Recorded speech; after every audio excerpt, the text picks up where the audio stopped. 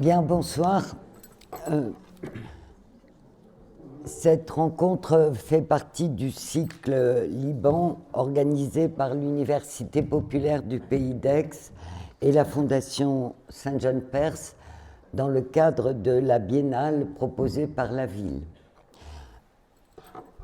Je remercie l'École supérieure d'art d'Aix-en-Provence qui nous accueille aujourd'hui.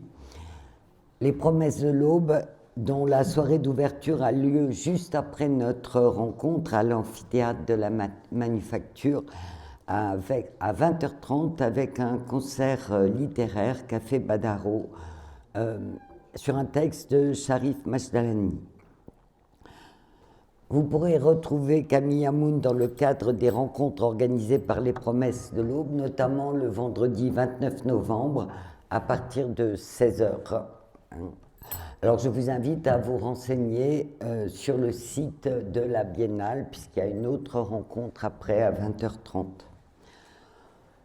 Donc aujourd'hui un entretien avec Camille Hamoun, et après cet entretien, vous êtes invité très chaleureusement, très cordialement de la part de Camille Hamoun à intervenir, poser des questions et faire un certain nombre peut-être de remarques. Camille Hamoun est né à Beyrouth. Il est un écrivain libanais de langue française, un politologue spécialiste des questions des développements urbains, et c'est aussi un photographe, j'ose le dire. Nous avons eu un débat sur ce thème. Après des études en économie et sciences politiques, études qu'il a effectuées à Beyrouth, Paris et Bologne, il a travaillé pendant 10 ans à Dubaï sur les questions de durabilité et de résilience urbaine.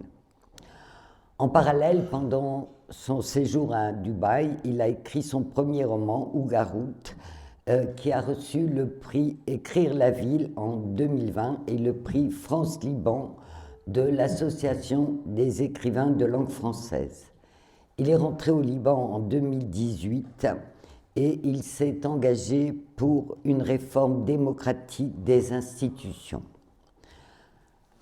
Dans la foulée du mouvement populaire du 17 octobre 2019, il a écrit Octobre Liban.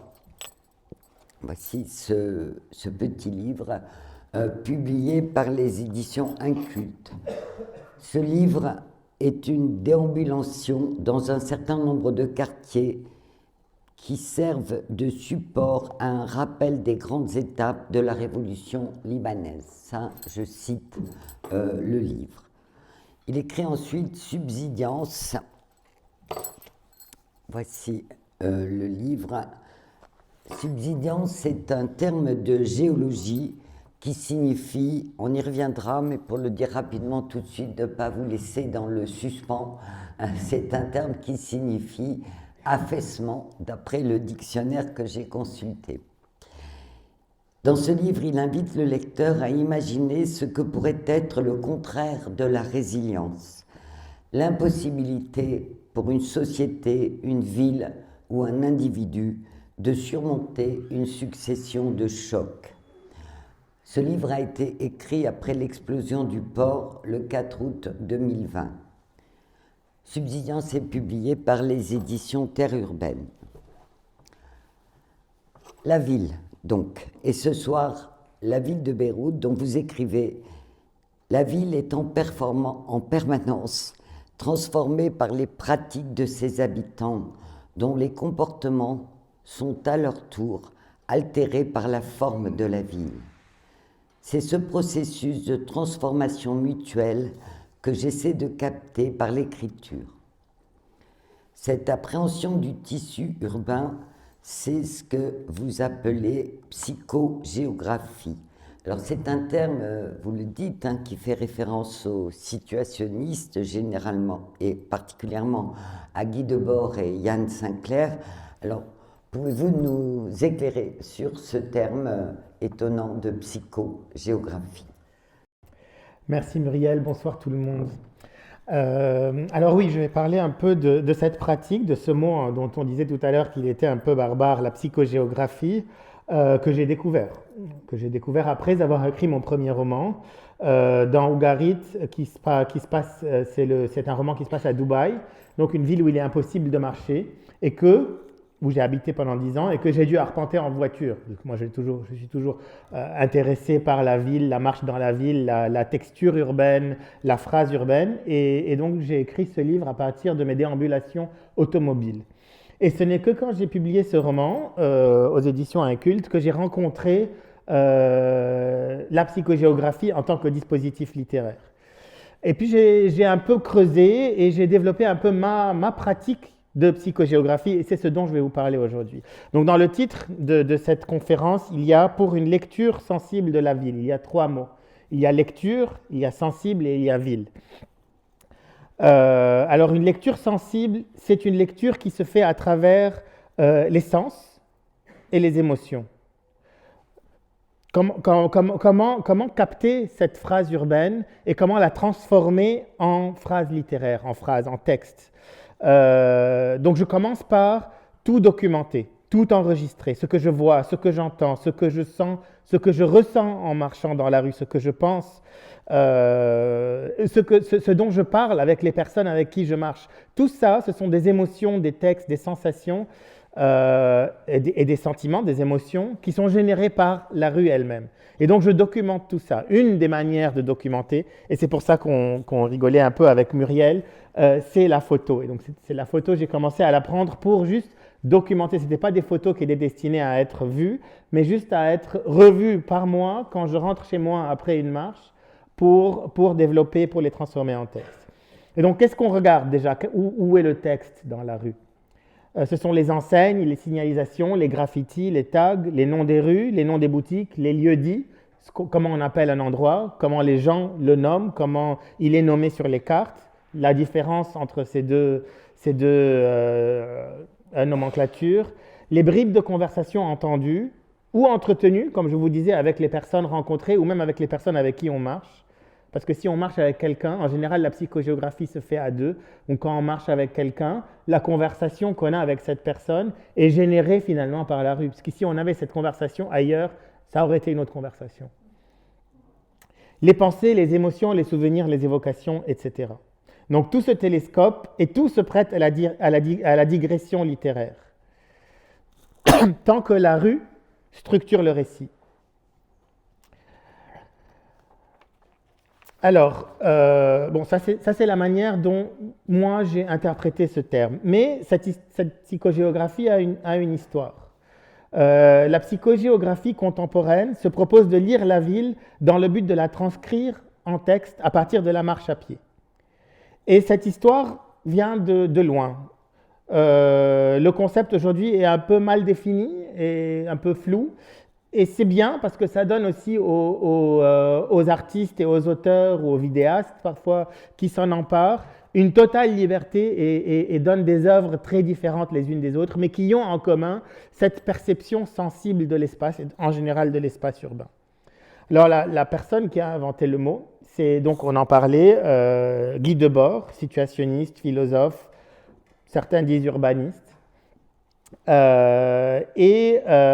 Donc dans les années 50. Pour lui, la psychogéographie, et pour les situationnistes en général, c'était une proto-science, une crypto-science. Il voulait en faire une science sociale qui aurait pour but d'analyser la manière dont le milieu géographique, et particulièrement urbain, transforme ou impacte les émotions et les comportements des individus qui traversent cet espace urbain.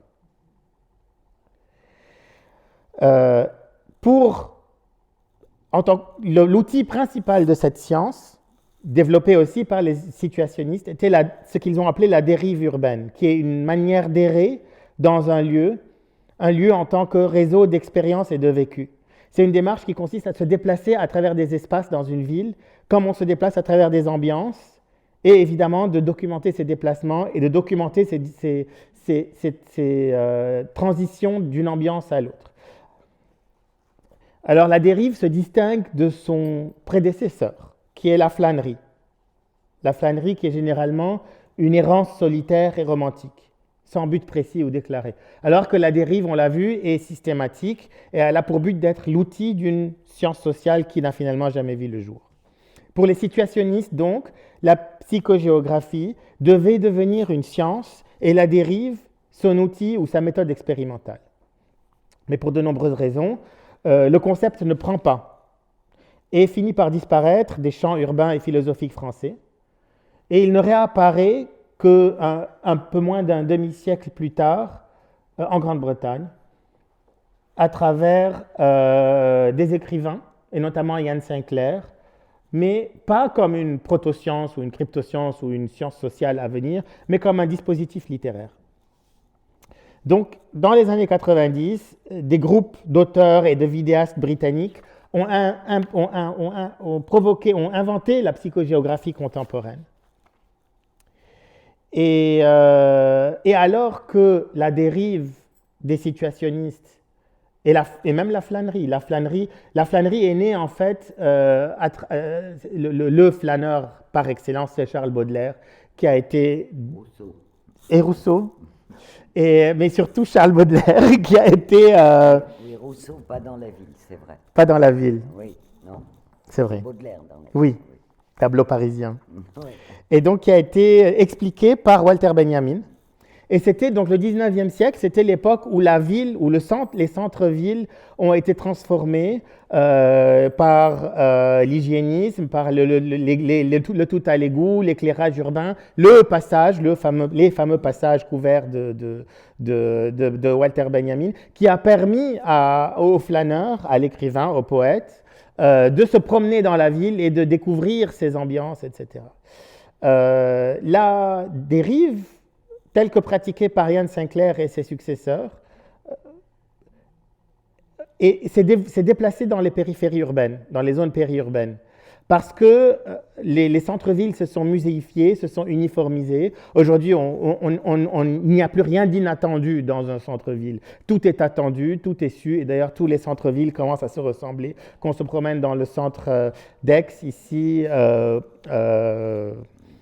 ou à Paris ou à Londres, les boutiques de la fast fashion, de fast food sont les mêmes, même les boutiques de luxe sont les mêmes, les bars, les cafés commencent à se ressembler un peu partout. La découverte, l'inattendu, l'aventure s'est déplacée en dehors des villes.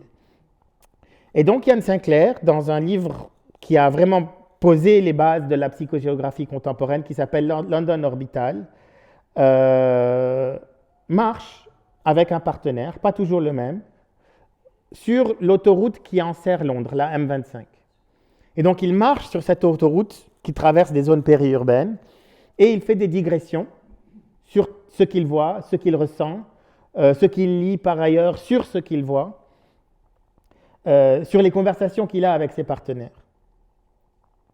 Alors, ces randonnées périurbaines n'ont rien d'improvisé. Et elles sont préparées souvent avec des buts, des objectifs précis, et elles se démarquent en ça de la flânerie. Si Ian Sinclair et les psychogéographes ou les auteurs qui utilisent la psychogéographie contemporaine se démarquent du militantisme marxiste des situationnistes, il n'empêche qu'il y a toujours un élément politique, et quand on parle de la ville, il y a toujours un élément politique. Et d'ailleurs, dans London Orbital, ce que fait Ian Sinclair, c'est qu'à travers cette écriture littéraire, il dénonce les dérives ultralibérales du thatcherisme et son impact sur les zones périurbaines de Londres. Alors, après Ian Sinclair, la psychogéographie est revenue en France à travers un certain nombre d'auteurs. Je vais vous donner deux exemples. Alors, il y a Jean Rollin, qui marche beaucoup pour écrire, mais qui écrit des romans. Et donc, dans son roman, par exemple, Le ravissement de Britney Spears, c'est le synopsis en deux mots, c'est Britney Spears qui est menacée d'enlèvement, donc de ravissement, le mot est intéressant, elle est menacée d'être ravie par un groupuscule islamiste. Les services secrets français envoient à Los Angeles un agent parce qu'ils prennent très au sérieux ce risque de ravissement. Cet agent, ce policier français, en plus d'être très dépressif, ignore tout de Britney Spears, fume dans les lieux publics, ce qui, à Los Angeles et surtout et partout ailleurs, est devenu un scandale, Et il présente un handicap majeur, c'est qu'il n'a pas son permis de conduire. Et donc, il doit suivre Britney Spears dans les rues de Los Angeles qui sont faites pour la voiture, mais il doit la poursuivre à pied. Et donc là, on a vraiment une fiction, un roman, mais un homme qui marche dans une ville, et surtout une ville qui n'est pas faite pour le piéton. Un autre auteur français, Philippe Vassé, dans son livre blanc, paru en 2018, explore les friches d'Île-de-France, aux abords de Paris. Donc il a pris une carte d'Île-de-France, il a regardé tous les espaces blancs sur la carte, et il a été à pied voir ce qu'il y avait dans ces espaces. Donc il s'agit vraiment parfois de passer des propriétés privées, de faire le mur, de découvrir, et parfois c'est dangereux, et donc ça a donné ce livre blanc. Philippe Vassé d'ailleurs a écrit une postface à la traduction française du London Orbital de Yann Sinclair, postface de 2-3 pages, qui sont quasiment un traité de psychogéographie où il donne vraiment des conseils aux psychogéographes en herbe sur comment faire pour marcher et comment faire surtout pour marcher pour écrire. Donc, pour revenir à ma pratique d'écriture et un peu à Beyrouth, c'est donc la même démarche que j'ai utilisée, que Yann Sinclair a utilisée pour London Orbital, que j'ai utilisée pour écrire Octobre Liban. J'ai marché dans une rue beyroutine, je me suis laissé emporter par ce que je voyais, avec un but précis, c'était d'essayer de comprendre comment la corruption du système politique libanais avait transformé la forme de la ville. Et j'ai décrit cette marche, vraiment en utilisant presque... Bon, mon livre fait 99 pages, celui de Yann Sinclair en fait 600. Mais aussi, ma rue à Beyrouth est beaucoup plus petite que la M25 qui entoure Londres. Et donc, comme Yann Sinclair a utilisé la psychogéographie pour marcher dans la rue, décrire ce qu'il voyait et ressentait, digresser et condamner l'ultralibéralisme des années Thatcher, j'ai fait la même chose et j'ai condamné la corruption de la classe politique libanaise. Et voilà, c'est comme ça que je suis arrivé à écrire ce livre et c'est comme ça que j'utilise cette psychogéographie, c'est comme ça que je la comprends en tout cas. Et encore une fois, comme la définition est très floue, c'est un concept qui donne beaucoup de liberté à l'écrivain. Donc, dans le livre et ce soir aussi, cette démarche est en rapport avec Beyrouth et une rue ou plusieurs rues de Beyrouth, une rue, d'après ce que vous dites dans le livre. Alors, je rappelle quand même que c'est une déambulation qui est en rapport aussi avec l'explosion du port de Beyrouth le 4 août 2020. Donc, vous comparez là, dans ce que vous nous avez dit, la ville à un texte qu'il s'agit de décoder, d'interpréter de la même manière qu'une œuvre littéraire, en faisant des analyses parfois politiques, parfois en exprimant des émotions et en essayant de dialoguer avec la personne qui vous accompagne sur ces émotions. Donc c'est ce que vous allez nous proposer maintenant avec la lecture de la ville à partir des images que vous avez choisi de projeter. Donc maintenant on passe aux travaux pratiques en quelque sorte. Et simplement, oui, je vous avais dit, on commence peut-être par un bref rappel. Je ne sais pas, moi je me suis rendu compte qu'on croit connaître l'histoire du Liban. On a comme ça l'explosion du port, le début des manifestations 1 an ou 2 ans avant, vous voyez, je sais.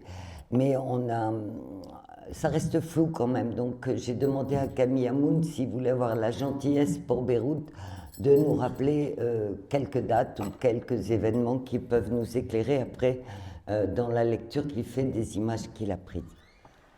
D'accord. Alors, je ne vais pas vous ennuyer avec une longue histoire de la ville de Beyrouth qui est plusieurs fois millénaire. C'est une des villes les plus anciennes au monde, habitée de manière ininterrompue depuis 5000 ans. Mais je vais commencer, on reviendra peut-être sur cette histoire un peu sur l'Antiquité tout à l'heure quand on parlera de subsidence. Mais je vais commencer avec, vous savez tous qu'il y a eu une guerre qu'on appelle guerre civile, que j'appelle guerre du Liban, qu'on est nombreux à appeler guerre du Liban parce qu'elle était très internationale quand même, qui a commencé en 1975. beaucoup d'autres choses ont commencé en 90 et qui s'est terminé en 1990. Et donc, une des raisons pour lesquelles je vais commencer par la fin de cet épisode de 75 à 90, cet épisode catastrophique que l'historien et chercheur libanais Georges Korm appelle des guerres gigognes, parce qu'il y a vraiment eu des dizaines de conflits qui se sont greffés sur le conflit libanais. Donc, en 1990, avec la chute du mur de Berlin et la chute de l'Union soviétique, une partie des belligérants au Liban ont perdu leurs parrains et la guerre s'est terminée. Donc je résume vraiment à l'extrême. Mais là où je veux en venir, c'est qu'en 90, ce conflit sanglant qui a duré 15 ans s'arrête. Donc la guerre, comme on dit, s'arrête. Et on est nombreux à dire que non, la guerre ne s'arrête pas en 90. C'est le conflit armé qui s'arrête en 90. Et jusqu'à hier soir, on voit bien que le conflit armé continue par intermittence. Mais en 90, le conflit armé s'arrête. On dit que la guerre est terminée. La guerre du Liban se termine. Mais personne ne descend dans la rue pour manifester sa joie. En général, quand une guerre se termine, on est content. On descend dans la rue, on a des drapeaux, on fait la fête. Non, en 90, rien. Eh bien, en 90, ça prouve que la guerre ne s'est pas terminée en 90, mais s'est transformée en autre chose, et surtout en une occupation syrienne de 90% du territoire libanais et israélienne d'une dizaine de pourcents du territoire libanais au sud. Et ce n'est qu'en 2000, je ne pensais pas parler de ça aujourd'hui, 2000, mais vu ce qui s'est passé hier, le cessez-le-feu qu'il y a eu entre le Hezbollah et Israël, c'est important. En 2000, Israël se retire, l'armée israélienne se retire du Liban Sud sous les coups de boutoir des militants du Hezbollah. Et à partir de ce jour, le Hezbollah n'avait plus aucune fonction à part celle de servir des agendas politiques et stratégiques étrangers qui sont ceux de l'Iran. Donc c'est pour ça que c'est important de parler de 2000, parce que 2000, Israël se retire, il reste des confettis, évidemment les fameuses fermes de Sheba que le Hezbollah a utilisées comme prétexte pour garder ses armes. Mais quand une armée d'occupation se retire d'un territoire où la frontière n'a jamais été dessinée officiellement, il y a toujours des confettis. Et ces confettis, on les résout autour d'une table, pas avec des missiles et des roquettes. Et donc à partir de 2000, le Hezbollah au Liban perd toute légitimité en tant que mouvement de résistance et devient ou dévoile sa vraie nature, qui est d'être un instrument stratégique pour l'Iran. L'Iran, depuis l'Empire perse, on revient du coup à l'Antiquité, qui a toujours cherché à avoir une fenêtre sur la Méditerranée. Donc ce n'est pas nouveau. Depuis les guerres gréco-perses, toujours l'Iran a eu cette pulsion vers la Méditerranée stratégique. En 2005, c'est les premières vraies liesses populaires dans les rues de Beyrouth et du Liban, suite à l'assassinat du Premier ministre Rafiq Hariri, mais surtout suite au départ de l'armée syrienne. Donc l'occupation syrienne s'arrête. En 2000, l'occupation israélienne s'arrête. En 2005, l'occupation syrienne du Liban s'arrête, prend fin. Et première liesse d'un mouvement souverainiste dans le sens où le Liban va récupérer sa souveraineté et son indépendance.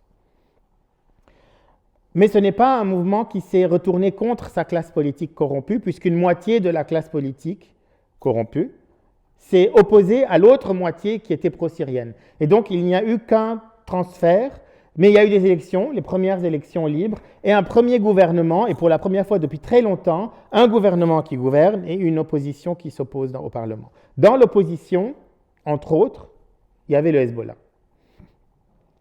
En 2008, ce premier gouvernement indépendant et souverain libanais prend des décisions qui ne plaisent pas à l'opposition. L'opposition, au lieu de s'opposer démocratiquement au Parlement, descend dans la rue, provoque une guerre civile grâce à l'aide de ces fameux miliciens hyper armés, hyper aguerris, les miliciens du Hezbollah.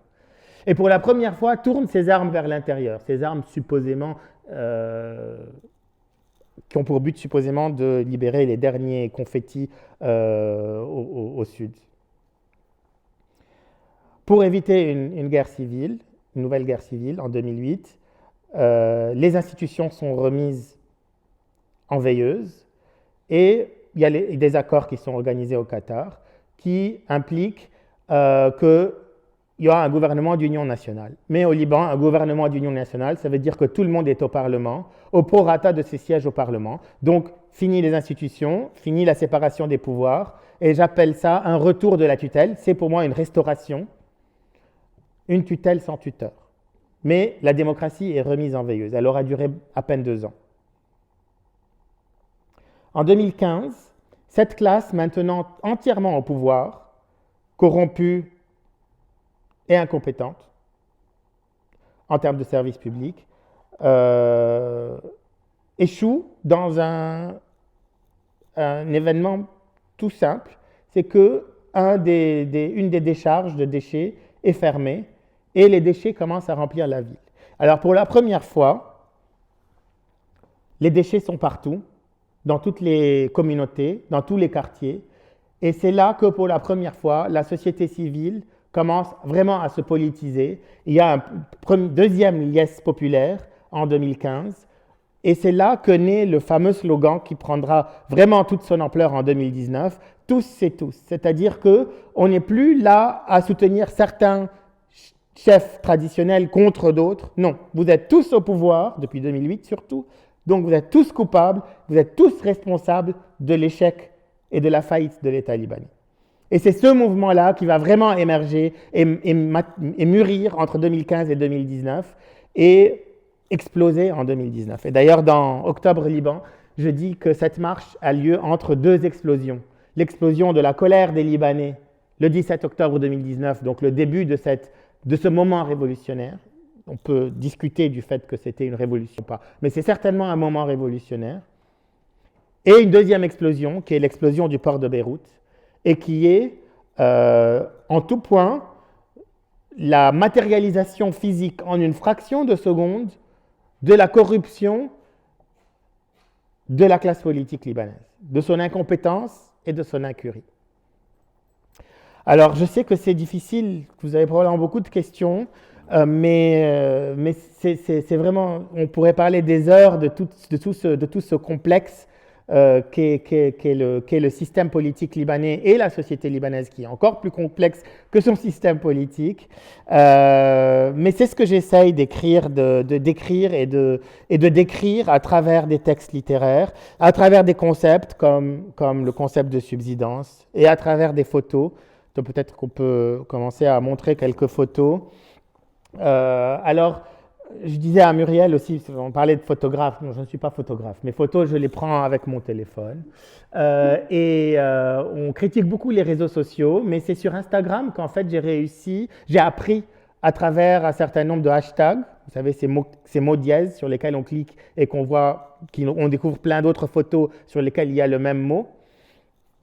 Que j'ai appris à entraîner mon œil. Les photos étaient destinées à... je fais une marche, donc ça c'est une photo tout à fait banale d'enfants qui jouent dans un terrain vague à côté du port de Beyrouth, donc on voit les grues. Et c'est un hashtag en fait qui m'a donné, qui a exercé mon œil, mais qui a aussi exercé mon regard sur la ville et mon texte. Et ce hashtag c'est banalographie. Et donc c'est un mot qui m'a attirer l'attention. Et donc ça, c'est une photo banale. Et banalographie, c'est l'étude de cette banalité. Donc j'ai essayé de trouver des définitions sur Internet et finalement, j'en ai concocté une de la banalographie à travers tout ce que j'ai lu et à travers aussi ma pratique. Donc la banalographie consiste à capter la banalité dépouillée de la topographie urbaine en évitant toute émotion ou opinion, mais avec un humour impassible, retransmettre un certain nombre d'informations visuelles. Voilà, c'est d'être le plus froid, le plus insignifiant possible. Et c'est quand je regardais ces photos insignifiantes chez moi à mon retour de ma promenade, de ma dérive ou de ma flânerie, que je commençais à écrire des textes.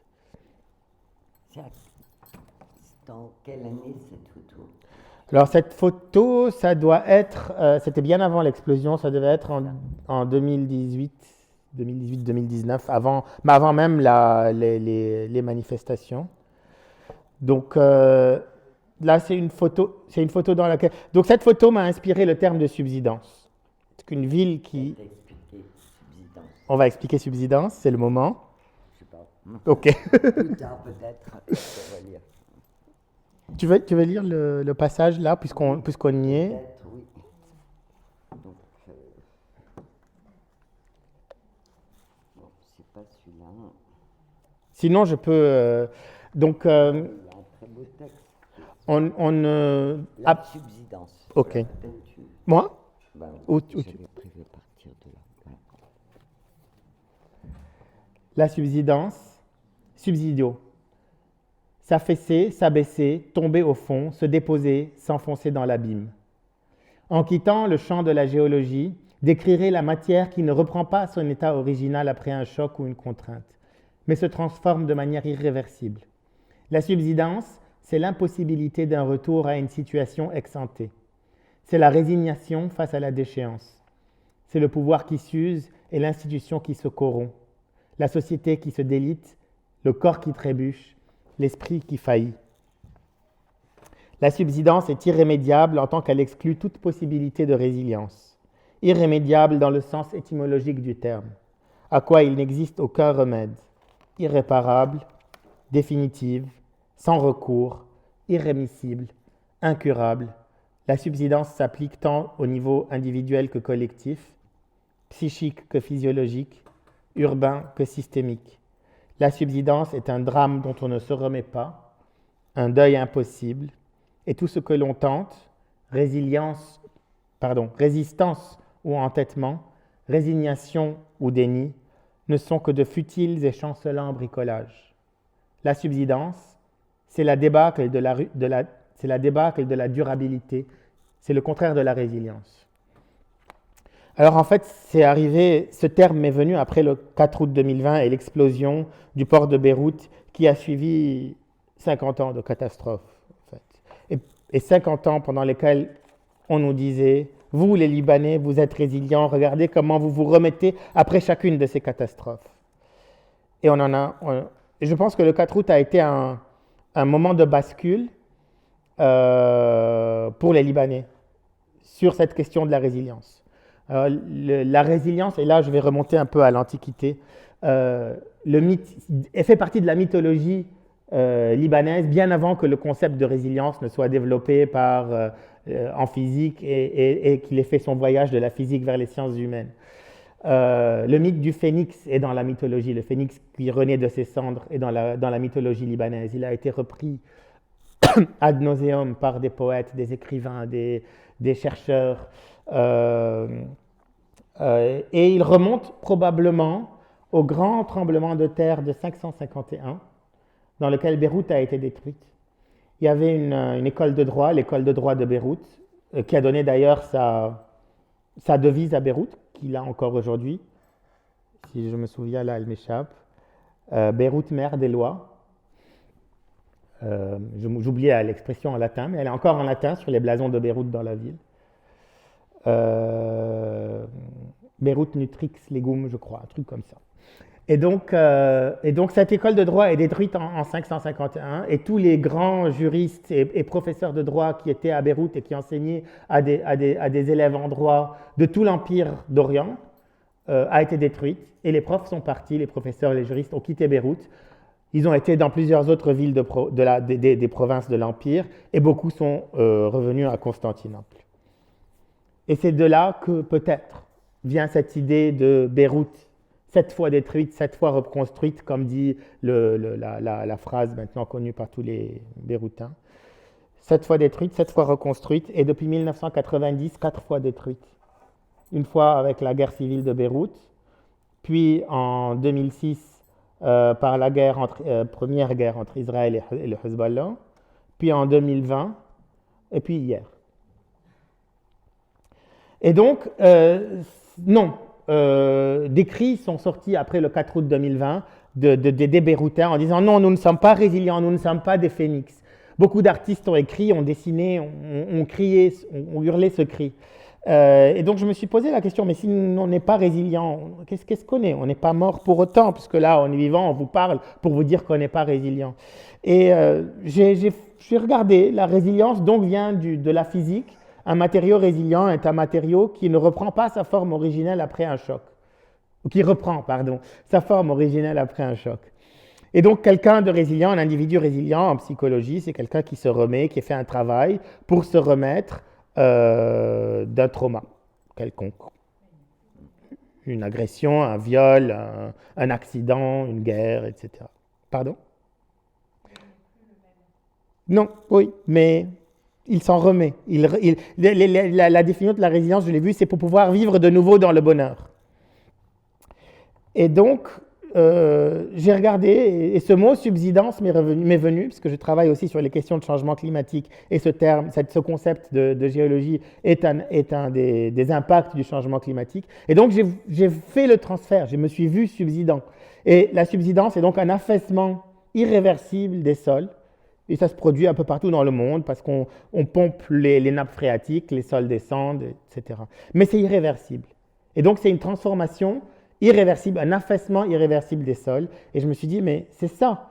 Comme la résilience est passée de la physique à l'humain, il faut que je propose de faire passer la subsidence d'une science dure, de la géologie, à l'humain. Et c'est comme ça que je propose depuis 2-3 ans, ce concept pour décrire cette sédimentation des drames. Parce que c'est une sédimentation.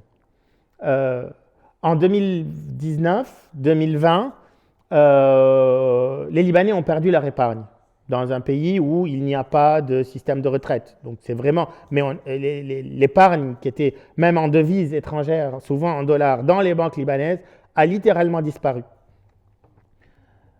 C'est un choc énorme. Le 4 août 2020 arrive juste après cette disparition de l'épargne des Libanais dans le système bancaire libanais. On oublie, après le 4 août, qu'on a perdu notre épargne. Et aujourd'hui, après cette guerre, on oublie qu'on a vécu l'explosion du 4 août qui a détruit une moitié de la ville, qui a fait des centaines de morts, de blessés et qui a rejeté sur les rues 300 000 personnes. On oublie. Et donc ces drames qui s'accumulent sans être résolus les uns après les autres, c'est ça aussi la subsidence. C'est des couches de drames qui viennent et qui font qu'on s'affaisse sans avoir travaillé, sans avoir résolu, sans avoir fait ni travail de mémoire, ni travail psychologique, psychique, ni travail de justice, puisque la justice est entravée par la classe politique libanaise. Et donc voilà, c'est comme ça que je suis arrivé à ce petit livre qui est une nouvelle, et dans lequel je propose des photos. Ce ne sont pas ces photos, ces photos, c'est celles que je voulais vous montrer quand je vous parlais des dérives urbaines, donc en marchant dans Beyrouth, comment je m'attache à un détail, je reviens chez moi et j'écris. Donc ça, c'est le chemin de fer. Ce qu'il en reste, il n'en reste plus rien. Donc je dis, personnage qui fume son narguilé, qui est probablement le chef de gare, d'une gare qui n'a pas fonctionné depuis 30 ans, ou plus. Celle-là plus. À Beyrouth, cette gare est dans la Bekaa. C'était un centre ferroviaire entre Beyrouth, Damas, Homs et la Palestine. Mais la gare de Beyrouth a fonctionné 2 ans après la guerre du Liban, au début des années 90. Donc je dis que le système de chemin de fer, comme l'État libanais, ne s'est jamais remis de la guerre du Liban. Là, c'est un grand carrefour qui écrase le piéton comme l'oligarchie et la corruption écrasent le citoyen. Cette rue-là a été coupée dans Beyrouth, elle a été tranchée dans le tissu urbain de Beyrouth, et d'une ruelle, on a fait une avenue pour séparer justement la ville du centre vide que j'appelle de Beyrouth, qui est le centre géographique de Beyrouth, mais qui est un centre complètement périphérique puisqu'il a été transformé en parking. Le centre-ville de Beyrouth n'a pas été détruit par la guerre du Liban, il a été très endommagé, mais il n'a été rasé que par son entreprise de reconstruction. Donc c'est une opération immobilière qui a rasé Beyrouth, pas la guerre civile. Et donc c'est ce que ce carrefour m'évoque. Là, ce sont les silos du port de Beyrouth. Et donc sur cette photo, on voit les silos. De l'autre côté, ils sont détruits puisque l'explosion a eu lieu de l'autre côté. La montagne majestueuse dont Sharif Majdalan y parlait hier et qui est mythique, mythologique, que les orientalistes ont décrit, ont vu, ont rêvé, ont dessiné, le mont Sannin. Les silos, suite à l'explosion du port de Beyrouth, silos à grains qui étaient censés, en tandem avec le chemin de fer qui allait de Beyrouth à Damas, à Bagdad, être une sorte de canal de Suez terrestre pour relier l'Est méditerranéen à l'intérieur des terres. Parce que ces silos sont immenses pour une population de, à l'époque, 3 millions d'habitants. C'est clairement pas fait pour le Liban, tout ce grain. Et une publicité pour des bijoux de luxe, Bulgarie en l'occurrence. Ça résume tout. Et là, de nouveau, la montagne mythologique libanaise et là, en dessous, les montagnes un peu plus proches qui sont complètement urbanisées et détruites par l'étalement urbain et la montagne de déchets que vous voyez au premier plan, qui est le résultat de la crise des déchets de 2015. Et donc tout ça, c'est l'échec de la classe politique libanaise à gouverner le pays. Et tout ça a fait qu'en 2019, on a décidé collectivement, avec nos différences et notre diversité idéologique et politique, de descendre dans la rue et de s'en débarrasser. Mais si quelqu'un, ou s'il y a une entité qui est résiliente au Liban, parce que je ne dis pas que la résilience n'existe pas, la résilience existe, c'est juste que les Libanais ne le sont pas. La classe politique libanaise l'est, elle est résiliente. Pardon. Et donc, pour revenir à Subsidence et à cette accumulation ou cette sédimentation des drames, au Liban, il faut savoir que les manuels d'histoire s'arrêtent en 1946. Donc, à l'école, on apprend l'histoire jusqu'en 1946. Avec 1943, c'est l'indépendance. 1946, c'est le départ du dernier soldat français. Plus d'histoire. Ou en fait, un éclatement de l'histoire. Et donc, chaque communauté, chaque famille, et aujourd'hui, avec les réseaux sociaux et les théories complotistes, chaque individu a son interprétation de l'histoire du Liban à partir de 1946. Mais cette subsidence, cette sédimentation des drames, a produit dans le cœur de Beyrouth des bâtiments qui sont détruits, qui sont trop chers pour être abattus, trop chers pour être restaurés, et qui sont des monolithes imprimés dans la mémoire collective des Libanais. Ils font partie de la mémoire collective des Libanais. Tous les Libanais à qui vous montrez cet immeuble qui est le Holiday Inn, où a eu lieu la première bataille de la guerre du Liban en 1975, où les miliciens se battaient de chambre à chambre de cet hôtel de luxe, est imprimé dans les mémoires libanaises. Si vous le montrez à n'importe quel Libanais, il vous dira que c'est le début de la guerre civile.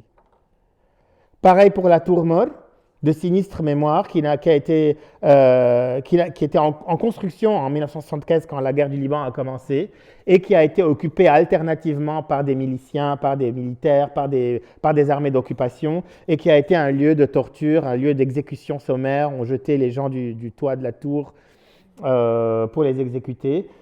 Sinistre monument, mais imprimé dans la mémoire collective des Libanais. Tout le monde sait ce que c'est, tout le monde la voit, elle est là au milieu de la ville et elle parle. Pareil pour ce cinéma, un magnifique œuf d'architecte en plein centre en plein centre-ville, qui a résisté à l'entreprise de reconstruction de Beyrouth et qui est toujours là, comme ça, ouvert, et tout le monde le connaît. Pendant le fameux moment révolutionnaire de 2019, dans cet œuf, dans cette salle de spectacle, telle quelle, il y avait des conférences, des cours d'université qui se donnaient, parce que la révolution de 2019 a aussi été une révolution du savoir. Il y avait des profs qui venaient, des experts, des avocats qui venaient expliquer aux gens ce qu'était que la révolution, ce que voulait dire un mouvement révolutionnaire, ce que voulait dire la séparation des pouvoirs, ce que voulait dire l'effondrement financier, ce que voulait dire la corruption, etc. Et ce monument aussi est imprimé dans la mémoire de tous les Libanais. Vous le montrez à n'importe qui, il vous dira ce que c'est. Ces blocs de béton, c'est un site très étrange sur une péninsule à l'extrême ouest de la péninsule beyrouthine. Et d'ailleurs, demain soir à 20h30, je lirai un texte sur ces blocs de béton à la Manufacture, je crois. Oui. Et donc là, on voit une photo aérienne prise sur Google Earth, une capture d'écran. On voit la taille de ces blocs de béton, ces dolos, ces tétrapodes, qui étaient censés servir à la construction d'un hôtel de luxe sur cette péninsule. Alors, si vous voyez les îlots à côté, les maisons, les immeubles, vous voyez la taille de la chose. C'est immense. C'est le dernier lieu sauvage de Beyrouth et ces blocs de béton peuvent être un mémorial à la mémoire de la destruction du littoral libanais. Alors, le bâtiment de l'électricité du Liban. Le Liban est un pays de 4, aujourd'hui peut-être 5 millions d'habitants. Petite ville en tout. Et l'État libanais est incapable de donner de l'électricité à ce petit pays qui est de la taille d'une petite ville. Si ce n'est pas de la corruption, si ce n'est pas de l'incurie, si ce n'est pas de l'incompétence, alors qu'est-ce que c'est ? Ce bâtiment donc de l'électricité du Liban symbolise vraiment la corruption planifiée et le clientélisme planifié de l'État libanais. Personne n'a intérêt à produire du service public parce que, au niveau gouvernemental, au niveau de la classe politique, de l'oligarchie, parce qu'ils sont beaucoup plus intéressés de donner des services privés à travers leurs organes de parti, leurs organes partisans, pour conserver leur pouvoir sur leurs ouailles. Donc je vous donne de l'électricité à travers mes générateurs privés qui évidemment polluent l'air d'une manière inacceptable. Je vous donne des hôpitaux privés, je vous donne des places dans les universités et je détruis l'État en même temps. Comme ça, vous voterez pour moi, vous serez captifs. Et le Hezbollah n'est que l'aboutissement ou le parti le plus abouti de tous ces partis politiques. Ils se comportent tous de la même manière. Le Hezbollah est finalement qu'un primus inter pares. Et là, vous voyez les silos du port de Beyrouth de l'autre côté. Terrible photo. Cette photo a été prise 1 an après l'explosion du port de Beyrouth. Donc là, à droite en bas ou à votre droite en bas, vous voyez peut-être un incendie. Là, il y a le feu. Et c'est le grain qui a fermenté après 1 an, donc du maïs ou du blé, qui a fermenté après l'explosion a eu lieu en août, puis il y a eu un hiver, donc il a plu sur le grain, et l'été suivant, le grain avec l'eau a fermenté et a pris feu. C'est une combustion spontanée qu'il était impossible d'éteindre. Impossible. On ajoute de l'eau, on l'allume encore plus. Et ça a brûlé pendant 1 an. Et pendant 1 an, il y avait une odeur de brûlé, de pain chaud dans la ville. Puis, suite à cet incendie, toute cette partie nord, la partie nord là, s'est effondrée. Donc encore un effondrement. Voilà. Alors juste pour revenir rapidement, de nombreux artistes libanais, et c'est un peu pour prouver mon propos, se sont accaparés ces bâtiments. Et je vais aller très vite sur les photos suivantes. Ce sont des photos, c'est pas moi qui les ai prises. Ce sont des artistes qui ont fait des installations sur ces 6 bâtiments, ces 6 sites qui sont des mémoriaux, des monolithes à la mémoire de la mémoire collective beyroutine. Donc là, on voit la tour Mor, une installation de rideaux de couleur de Jad El-Khouri, un monument, une sculpture qui est au Tate à Londres, au musée d'art moderne de Tate à Londres de Marwan Rashmani, de la tour Mor, un film qui s'appelle Panoptique de Randa Haïd, qui a été tourné dans la tour, ça c'est l'intérieur de la tour, des photos de Nasri Saïr de la tour prises en voiture, en roulant. Donc il y a toute une série comme ça de photos qu'il appelle amère, parce que Tour Mor, qui est le nom de la tour, Mor ça veut dire amère, c'est juste le nom de famille, mais quand on traduit littéralement, ça veut dire amère. Et comme c'est une base militaire aujourd'hui, c'est interdit de la prendre en photo, donc il la prend en photo en roulant. Mazen Kerbej, dessinateur bédéiste, qui l'a dessiné aussi. Un autre artiste, Ayman Baalbaki, qui a dessiné la tour. Là, on passe au Holiday Inn, Maïsa Jalad, architecte, compositrice et chanteuse, qui a composé des textes et les a chantés sur la bataille du Holiday Inn. Et Maïsa est née bien après le début de la guerre. C'est vous dire combien, chez cette jeune femme, et dans toute la génération qui n'a pas vécu le début de la guerre, ni même la fin, les grands moments de la guerre du Liban, ces bâtiments sont encore là dans leur mémoire. C'est dire que c'est une mémoire collective importante.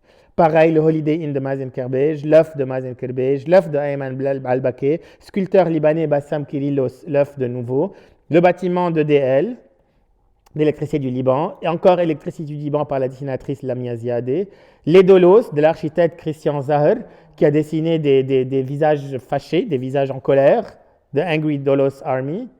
Là, c'est une installation aussi, c'est Rana Haddad et Pascal Hachem qui ont installé une machine à laver au-dessus de ces Dolos et une autre machine à laver dans une barque de pêcheurs en face dans la mer. C'est probablement pour une métaphore du blanchissement d'argent. Les silos par Ayman Al-Bakri, les silos par Bassam Kyrillos, les silos avec la sculpture monumentale de l'artiste Nadim Karam, je suis revenu en arrière, et finalement la planche de Michel Stanjowski, dessinatrice libanaise, qu'il a dessinée le lendemain du 4 août, ça c'est l'explosion du 4 août, le nitrate d'ammonium qui a explosé a fait une fumée immense, un champignon rouge, et là elle dit « Non, le ciel bleu ne suffit plus, non, nous ne sommes plus, on n'en peut plus d'être résilients, nous ne sommes pas des phénix, nous ne sommes pas résilients, nous ne sommes pas obligés d'être résilients. » Et c'est ce moment-là qui a basculé, où les Libanais se sont dit, où ont commencé à dire « Non, nous ne sommes pas résilients », et qui, moi, m'a inspiré ce petit livre « Subsidence ». Bien, je vais lire un passage qu'on a vu. Dans cette course folle à la sédimentation des drames, rien ne passe, tout s'entasse. Dévastation, destruction, guerre, ravage, spoliation, pénurie s'acharnent sur les restes, sur les lambeaux, sur les personnes. La ruine, c'est l'écroulement, la chute, la déchéance, c'est la perte des biens, de la fortune et de la chance. Mais l'épave, c'est l'objet subsidant qui, dans sa forme échouée, se perpétue après le naufrage. La déchéance de ces bâtiments beyrouthins éventrés, criblés, colonisés par les chats, les insectes, les herbes folles, les arbres fous, parfois quelques humains, des squatteurs, des militaires, des fantômes de fonctionnaires, et la décrépitude des infrastructures de la ville, canalisations, câbles, routes, chemins de fer, sont bien dus à des affaissements. Mais la subsidence de Beyrouth n'est pas géologique. Elle est en revanche partout ailleurs, dans ses épaves et ses fantômes, ses systèmes et son métabolisme, sa gouvernance et ses infrastructures, son économie, sa société et chacun des individus qui la composent. Et si cet irrémédiable mouvement vertical du sol, inégal mais continu, doit un jour passer de la géologie à l'humain pour tenter de dire notre monde, où ailleurs qu'à Beyrouth pourrait-il opérer cette mue? Alors c'est donc d'une certaine manière, Beyrouth nous dit le monde pour vous. Oui, alors, je ne suis pas le seul. On est de nombreux auteurs intellectuels libanais et depuis longtemps à dire que Beyrouth raconte un peu, comme dit Dominique Eddé, écrivaine libanaise, à l'avant-garde de l'Apocalypse. Sharif Majdalani aussi fait partie de cette mouvance pour qui Beyrouth raconte le malheur du monde. Et même les politiques, le pape Jean-Paul II avait dit que Beyrouth, le Liban était un message, donc un message de coexistence, etc. Oui et non en même temps, on en a parlé, on peut en parler. Même Emmanuel Macron, il y a quelques jours, lors de la conférence d'aide au Liban, a dit le Liban est plus grand que lui-même. Donc, il y a une idée où Beyrouth raconte un peu alors les politiques, c'est beaucoup de langue de bois, mais l'idée est là. Et nous, donc, Sharif, Pierre Parlant, philosophe, Dominique Eddé et bien d'autres, on dit que Beyrouth n'est pas un message de coexistence, ou qui peut l'être, mais raconte surtout l'effondrement de notre monde contemporain. Et pour le quotidien libanais L'Orient le jour, j'ai écrit une chronique dont le titre était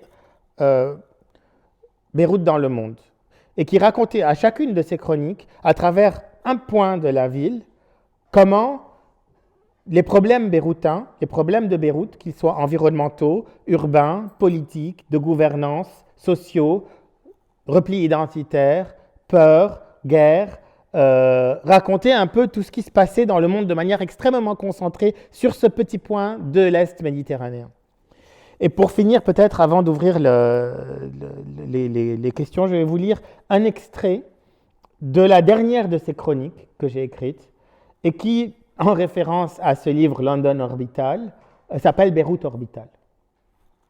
Donc je vais vous lire juste un peu pour vous montrer et pour revenir aussi...